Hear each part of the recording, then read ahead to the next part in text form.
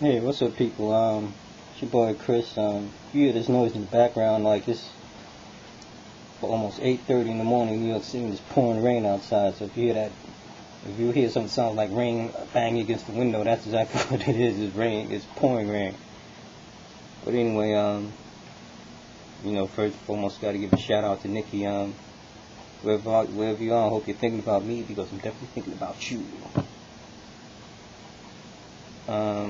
Topic though, I was actually going to talk about scam week. This week, there was two scams that like really got to me today. It was like Iron Man 3 and Derrick Rose. Those are two scams. But to be honest with you, I kind of got distracted from all of this craziness going on in Ohio. I'm like, yo, I couldn't even get over it. I'm like, yo, what's going on with these dudes just snatching chicks off the street? I'm just like, what the hell?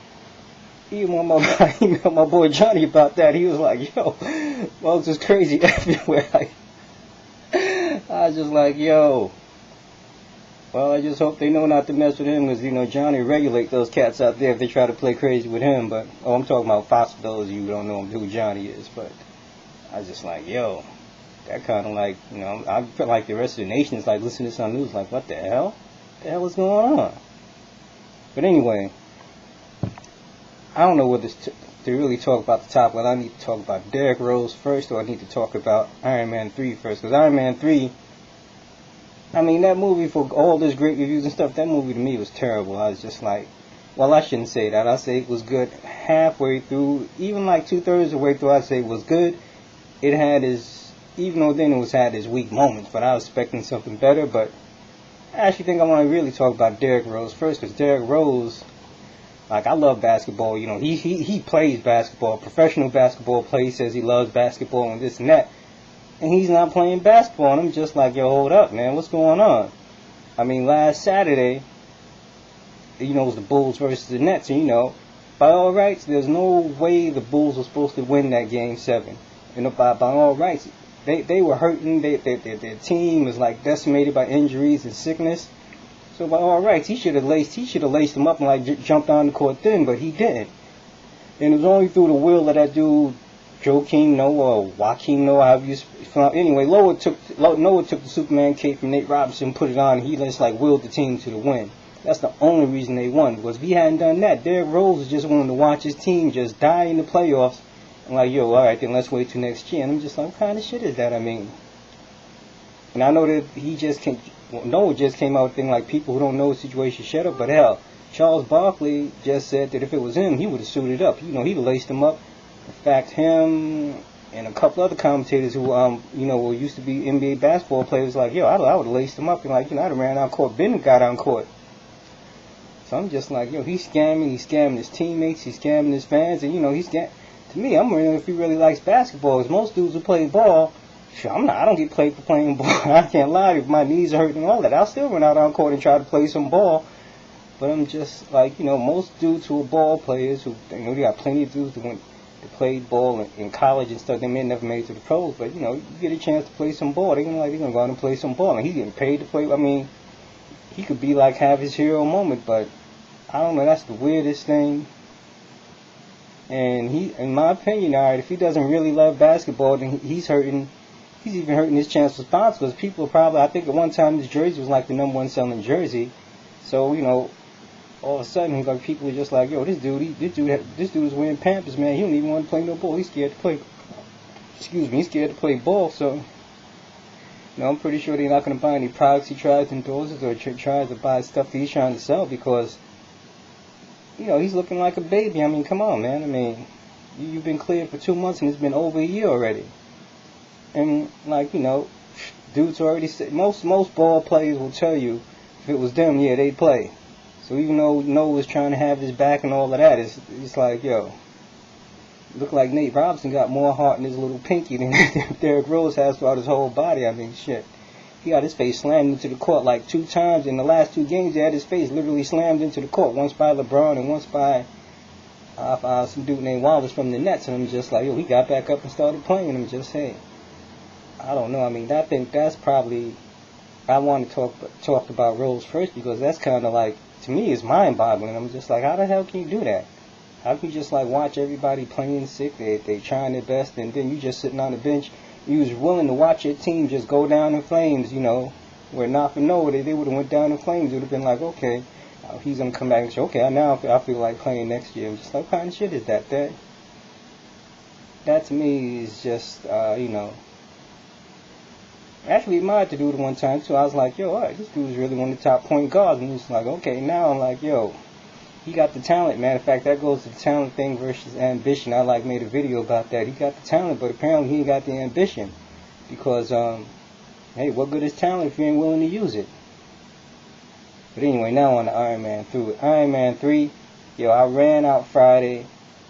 I did maybe 1 hour of work, ran to the movie theater, paid $17.50, got my 3D glasses, sat down. In the movie, it was a kind of odd thing. I mean, they was trying to doing too many Austin Powers type jokes in the Iron Man movie, but I was like, okay, I'm willing to put up with this because, yo, I figured he's gonna have a big finale, the Iron Man versus the Mandarin. And then you come to find out the Mandarin is just like a fool. Now check this out: the actor Ben Kingsley, who's playing the Mandarin in the movie, turns out to be an actor who's playing the Mandarin. Now, I know people saying, oh, that was brilliant. That was a brilliant slip. But that was stupid. That was just plain stupid. And the movie just went downhill from there.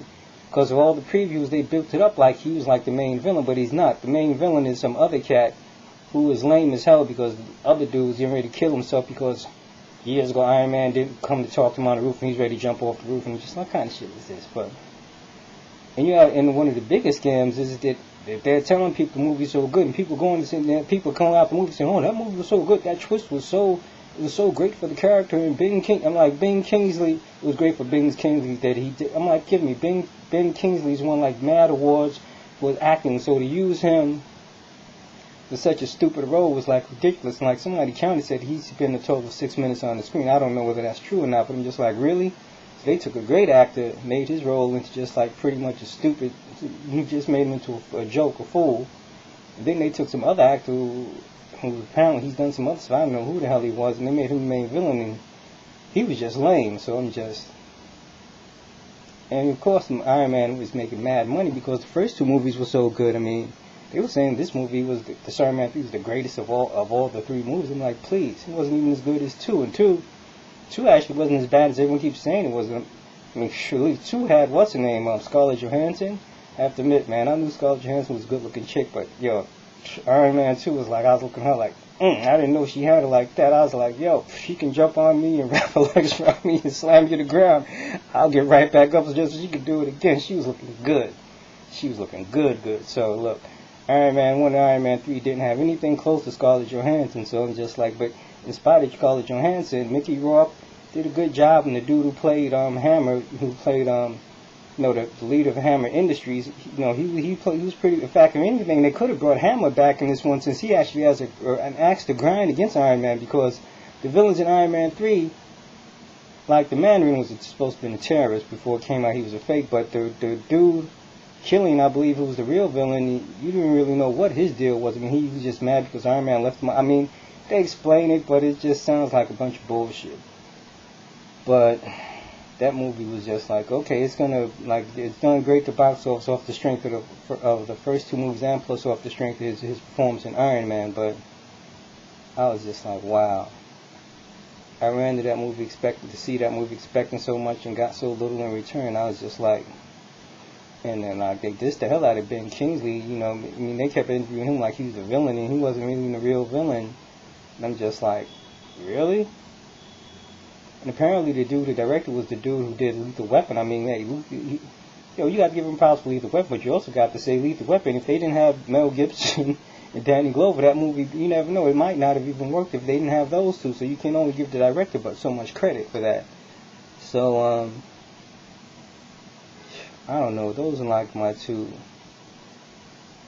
things. And the reason why I did the Derrick Rose thing first, because that one, I actually, I really do that's my favorite sport, basketball. So I'm just I can't understand how a dude who's paid to play basketball, who wants to be a professional, he is a professional basketball player, is refusing to play. I mean, and everybody's kissing his ass in Chicago because he's their best player and he's the franchise player, so everybody's kissing his ass, not saying, oh, that's okay. I'm just that's not okay, that's bullshit. If the dude was cleared for 2 months, then, at least lace him up and step on, at least come off the bench give a couple of minutes in. I mean, what the hell?